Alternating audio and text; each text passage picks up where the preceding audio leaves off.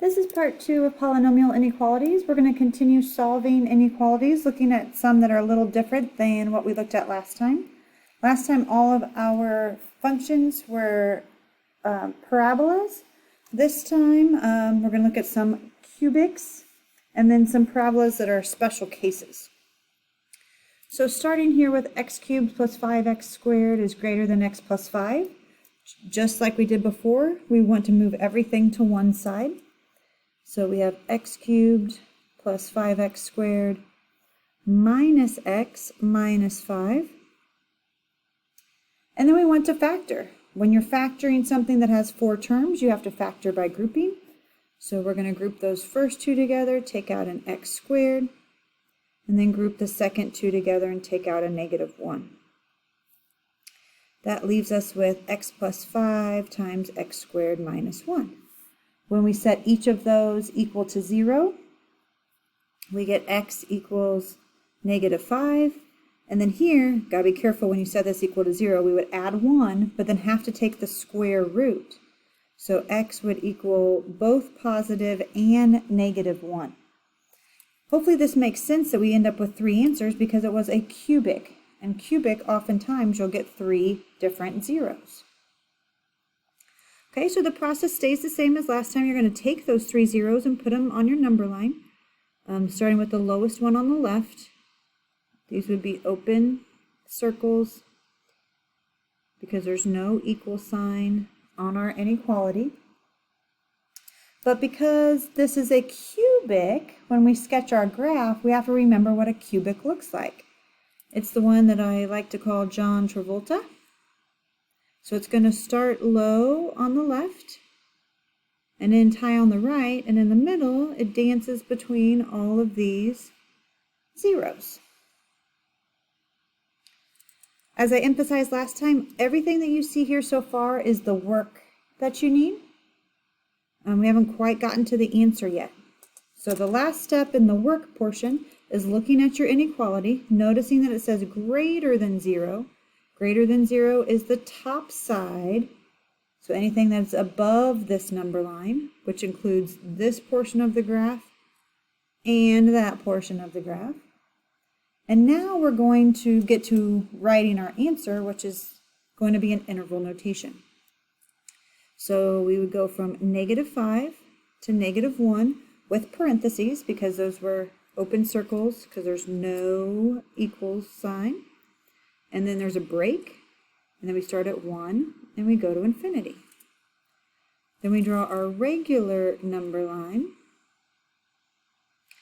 still with open circles, and we shade the part between negative 5 and negative 1, as well as from 1 to infinity. So any number that falls in this shaded area would make this inequality true. All right, so see if you can walk yourself through number 5. Similar situation here. We have another cubic. We need to start by factoring and then sketch it out. And then come back and check and see if you got it right. When I factor, I'm going to factor out a negative x because I don't want my leading coefficient to be negative, which leaves me with x squared minus 1 inside. If I set each of those equal to 0, I would have x equals 0 and x equals plus or minus 1, like we had last time. So again, 3 zeros. When I put those on my number line, my negative 1 is going to go on the left. So make sure you don't start with 0, even though we found 0 over here, because they have to go in numerical order here. And notice I have closed circles this time because of the equal sign. Now it's a cubic, so it's going to look like John Travolta, but this negative here means that it's going to be decreasing from left to right, if you remember our end behavior. So we're going to start high and then go through each point and end on the right, end low on the right. All right, now our inequality says less than 0, so we're interested in this part below the line.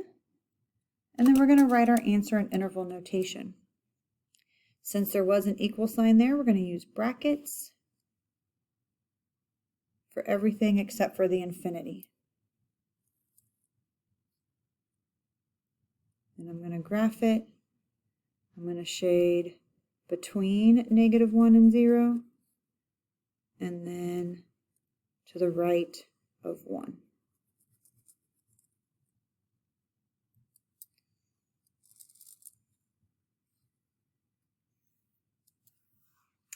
All right, next we're going to look at a few quadratics that end up being what I would call kind of special cases. Something a little different happens with them.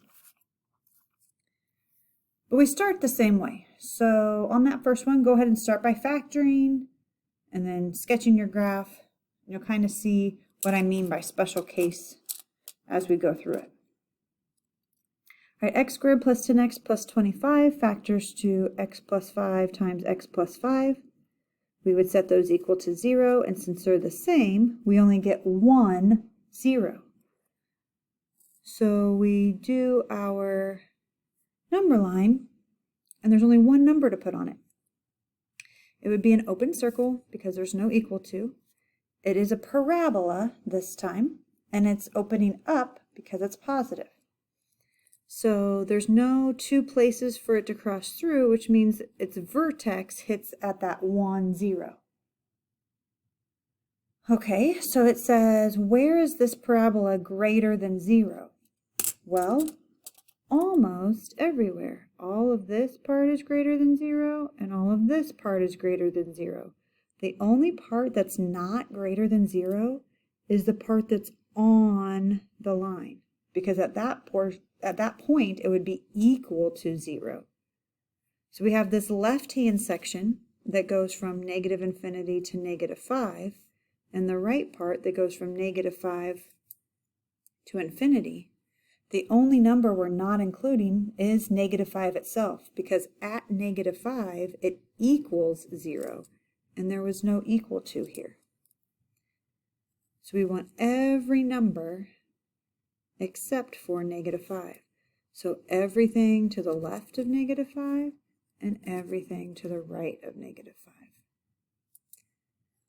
So you can see how there's a lot of similarities to the previous ones that we have done on that one, but also kind of quirky in the fact that we only had one 0 and we didn't include it in our answer. Let's try the next one. Go ahead and factor, find out what your 0 is going to be, see if you can sketch a graph. So we have x minus 6 times x minus 6. Again, we end up with just a single 0. So when I put that on my graph and I graph my parabola, it's a parabola because of the squared. It's positive, so it opens up. All of that is very similar to last time. But this time it says less than. Less than always tells us to look below the line. Last time when we had greater than, we were looking above the line. Now if we look below the line in this case, there's nothing here. So our answer would be no solution. There's no part of the line that is less than 0. There's a part that's equal to 0, and then there's a part that's greater than 0, but nothing less than 0. So for number 7, our answer would be no solution.